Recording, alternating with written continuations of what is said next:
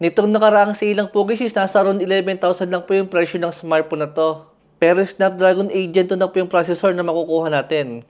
Kaysa bumilit po tayo guys sa mga bagong labas sa mga smartphone, bakit hindi na lang po tayo bumili ng mga lumang flagship po? Tulad nga po nitong si Xiaomi 13. Guys, ibebenta ko na lang po pala yung projector na dapat ko pong ipapag-giveaway sa inyo. At itong si Xiaomi 13 na lang po guys yung ipapag-giveaway ko. Kaya po make sure nakasubscribe ka dapat. Hindi po perfect ang smartphone na to. Dahil ang isang downside nga po sa kanya is maliit lang po yung battery niya.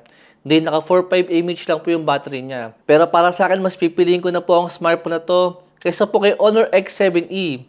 Malaki nga po guys yung kanyang battery. Pero para po sa may overall guys, ilalampasuin po yan guys sa Xiaomi 13. Diyan po sa may overall specs niya. Kung kayo yung pipili guys, ano yung pipiliin nyo? Flagship smartphone pero maliit yung battery, or mid-range smartphone, malaki yung battery niya, pero overall po, pangit po yung specs na makukuha natin. Actually, hindi nga po budget phone to.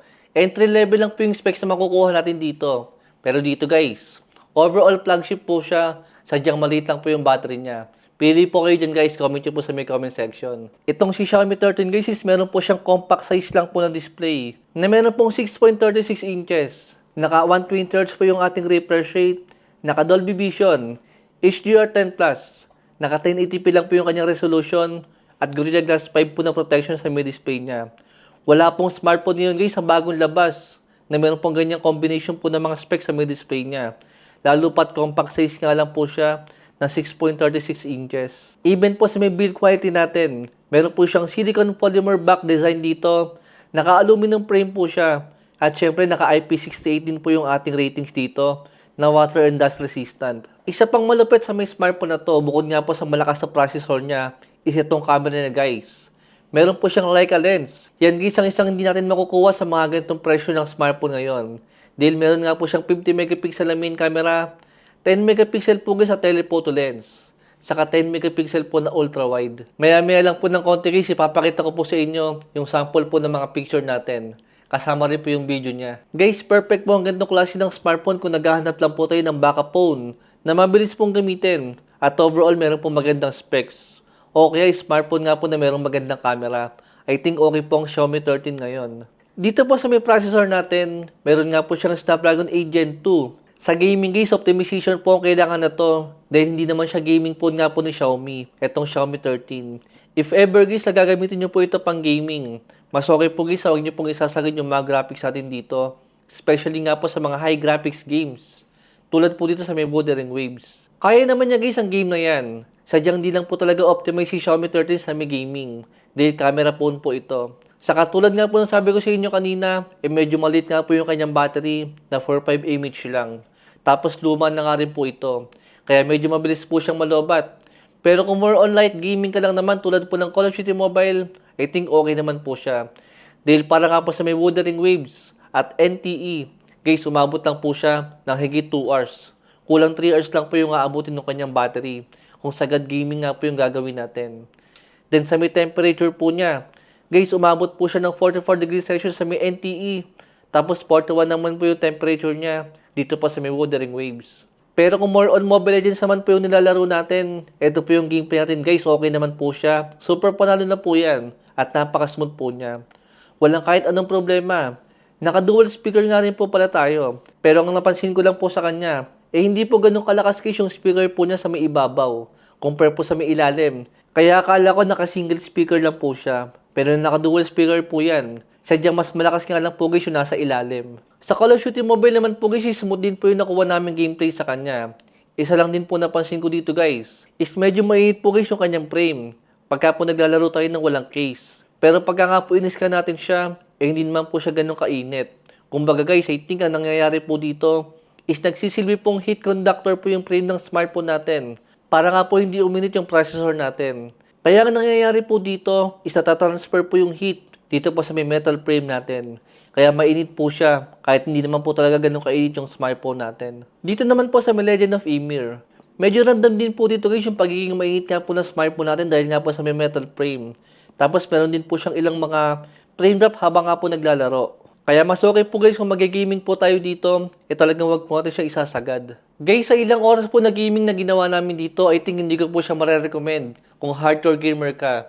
Dahil unang-una nga po guys is Maliit po yung kanyang battery. Tapos mabilis nga po siyang malobat.